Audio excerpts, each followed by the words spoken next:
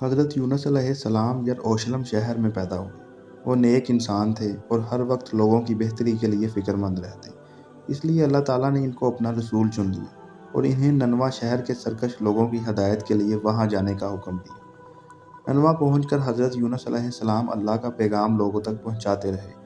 جب بھی حضرت یونس علیہ السلام ان لوگوں کو سمجھاتے، وہ لوگ ان کی بات نہ سنتے۔ حضرت یونس علیہ السلام نے ان کو بار بار سمجھایا، برے کام چھوڑ کر نیک کام کرو اور اللہ تعالیٰ کے عذاب سے ڈرو، لیکن ان نافرمانوں نے اپنے طریقے نہ بدلے تو حضرت یونس علیہ السلام ان سے بالکل ہی مایوس ہو گئے۔ انہوں نے ناامید ہو کر ان لوگوں کے لیے عذاب کی بد دعا کی اور دل شکستہ سمندر کی طرف چل پڑے۔ وہاں ایک کشتی سفر کے لیے تیار کھڑی تھی۔ آپ کشتی میں سوار ہو گئے۔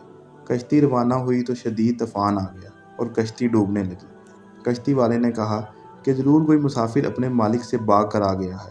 جب کوئی نہ بولا تو اس نے کہا کہ سب مسافروں کے نام کی پرچی نکالو اور جس کا نام نکلے اس کو باہر پھینک دو، ورنہ سب ڈوب جاؤ گے۔ 3 دفعہ قراندازی میں بار بار حضرت یونس علیہ السلام کا نام نکلا تو آپ نے سوچا کہ میں بھی اللہ تعالیٰ کے حکم کے بغیر ننوا بستی چھوڑ کر نکل آیا ہوں۔ یہ سوچ کر حضرت یونس علیہ السلام نے سمندر میں چھلانگ لگا دی۔ اسی وقت ایک بڑی مچھلی نے انہیں نگل لیا اور وہ اس مچھلی کے پیٹ میں پہنچ گئے۔ حضرت یونس علیہ السلام مچھلی کے پیٹ میں زندہ رہے اور اللہ سے معافی مانگتے رہے۔